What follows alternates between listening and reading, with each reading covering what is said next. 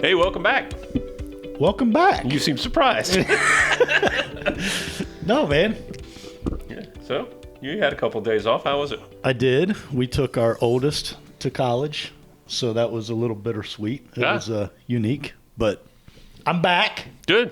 So we are on gateway drugs still. gateway drugs. Yep. So these are prescription drugs, over-the-counter drugs that are suggested to you that you take, and we call them gateway because they end up leading into more drugs. Possibly. Possibly. Leading into. Right? So talk to your doctor. Talk to your doctor.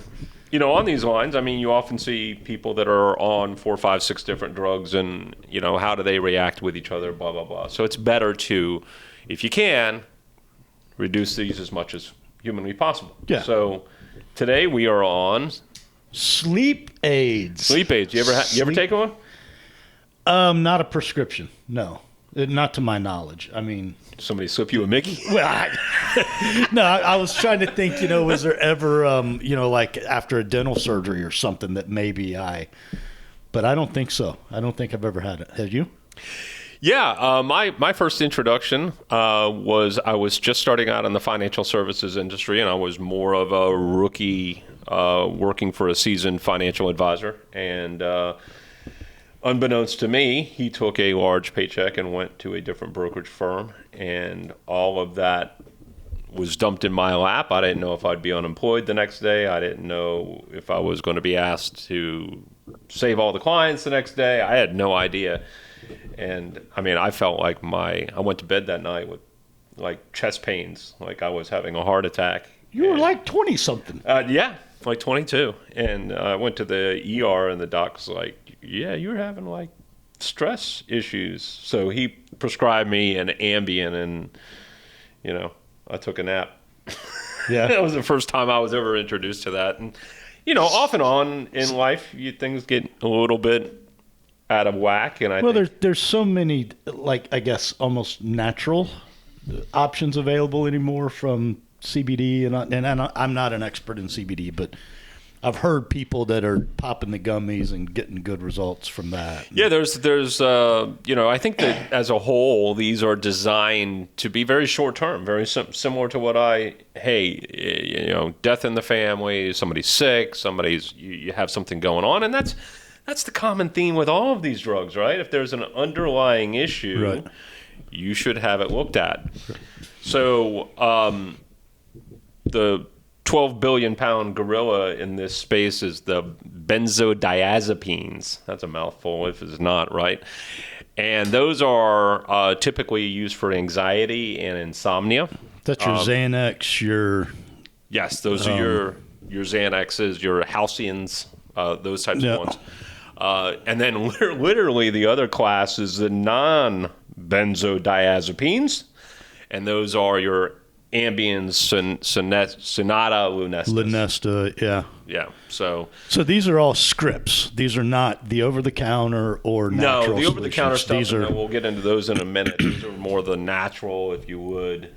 But there's some really nasty side effects. So to give an idea to the size and scope of this, one report I read is forecasting that by 2023 it will exceed $102 billion a year.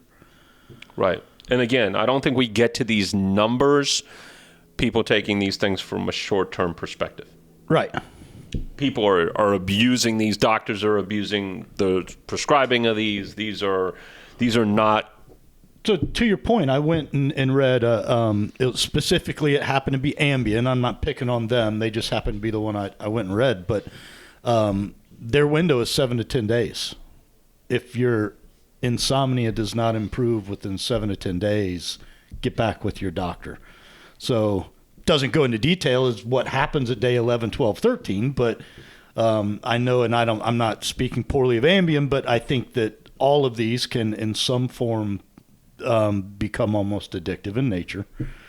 Oh, very much. Who knows what they do? I don't want to think. I stressed out, So have trouble falling asleep, staying asleep, right? You're tired, irritable, concentration issues. Those are all what these are supposed to address. But there are some nasty long-term side effects of these. nasty. Nasty. Some of them are quite fun. Depression. Depression, yep. Anxiety. Yep. PTSD, psychosis, sexual dysfunction. Yeah, that's one I want. Neurocognitive disorders, right? Like, I'll even tell you kind of like a weird side effect of me, right? So I have asthma. I have a lot of mucus that builds up in my chest, and a really natural process of my asthma is that I wake up and turn. Throughout the night, it's kind of like a rotisserie chicken. I got to turn throughout the night, right? And I think that kind of helps keep me loose. If I were to take one of these and fall asleep, I wake up the next morning feeling like I just got a chest cold. Yeah. Like, so when we're talking about, side effects of these drugs, we're not talking about anything really physical. We're talking about some of the neuro stuff that can go on. Oh, sure. Which affects... this is a wonderful ecosystem your body is, and one of these taken long term is bound to affect so many other things. Those were kind of the clinical side effects. There are real life side effects that literally, again, this came off Ambien's website, that they warned you may do stuff you don't realize you do. You were joking about somebody dropping a roofie or something, right? And that list of activities, right? Driving a car. Okay. Making and eating food. You may get out of bed, make and eat some food, and never remember it. Oh, wow. Bullet point number 4, have sex. Sex on Ambien So love. you may wake up, make a sandwich, and have sex. get a little Rudy. Sounds like fun. And not remember any of it. Right. Yeah. Strange. I thought it was weird to read that. And then you double down when you take these things with other drugs or other alcohol, and it's off the chain. Like lower respiratory rate. Literally, death is listed as one of the issues that can happen. Yep. So they're not fun side effects, and again, they are not scheduled for long term. So how do you prevent insomnia? That's a really good question. Because in our fast-paced world, there's no doubt I have nights of sleeplessness. Right. So if you got any, I'm waiting. Okay, I got a bunch of them. And some of them are actually really starting to trend. So regular bedtime, right? Bedtime, same time.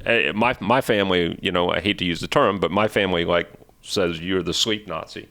For me, it's 8:30, 9 o'clock. Every single night. Every night. I mean, 8:15, my iPhone goes off and it says time to wind down, and my wife just absolutely laughs. So at that. that's one of the other ones, gets any right? funnier, right? The screen time. Screen time. Yeah. So avoid your electronics. Keep your room dark and comfortable. Limit your caffeine intake. Right. Skip the alcohol. Me personally, I absolutely sleep. I'll sleep deep, but I'll wake up the next morning. I mean, I won't wake up, but I'll wake up. When I wake up the next morning on alcohol, I'll feel like I haven't slept at all. Right. So but you didn't toss and turn. Didn't toss and turn. Yeah, it's definitely not, I think, restorative type of sleep. Right. Here's one for me as well. Skip the sugar.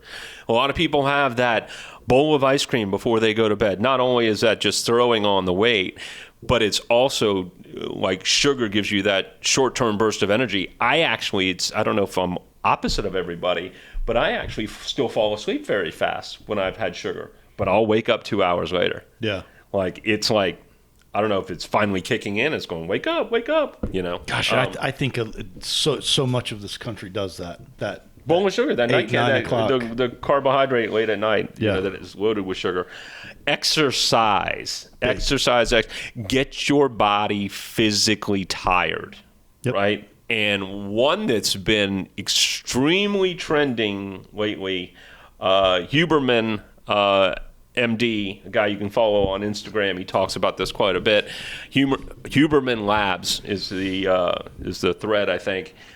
He talks about waking up like 30 minutes before the sun comes up, literally watching the sun come up. Like, go for your walk in the morning, watch the sun comes up.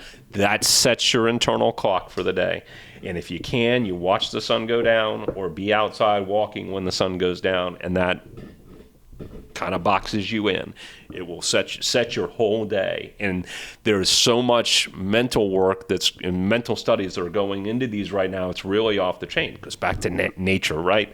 What are we supposed to do? We're supposed to wake up when the sun goes up, and we're supposed to start winding down when the sun goes down. You know, there's an old Chinese proverb that something like, the man who wakes up before sunrise 360 days a year will leave prosperity to his family, or something like that, right? Live a solid life. I think in that context, it's more about hard work, and it's from the book Outliers, right? Okay. And but book. It's interesting that waking up before sunrise literally has a positive physical effect in how you go about your day, and then of course retire at night. Yeah, and there's a bunch of studies around that, like watching the sun come up or being outside when the sun is coming up, just in the diffused light.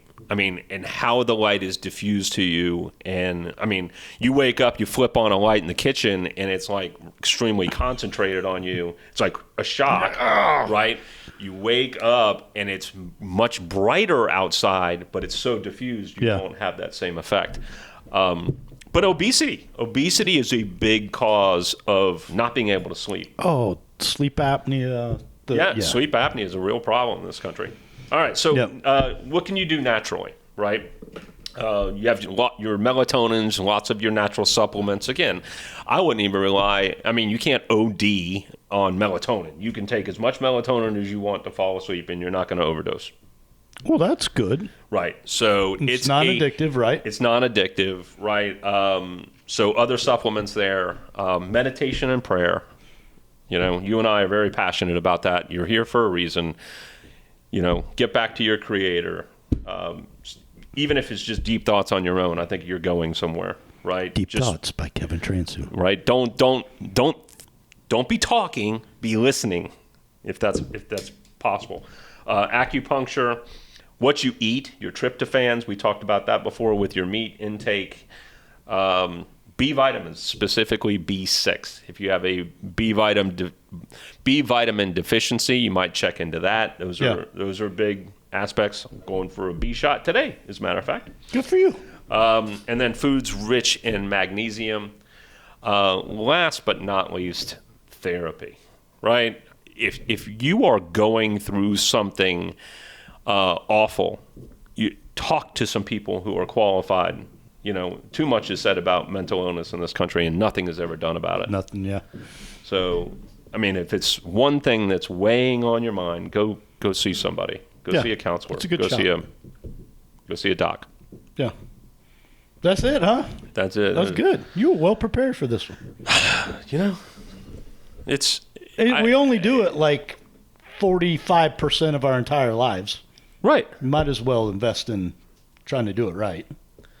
Again, I think there's a lot of if there's an elimination diet for insomnia, you should figure it out. Oh, yeah. That's a good You know, I mean, I'm not talking about just nutritional. I'm talking about, hey, I slept really good when I watched the sun rise.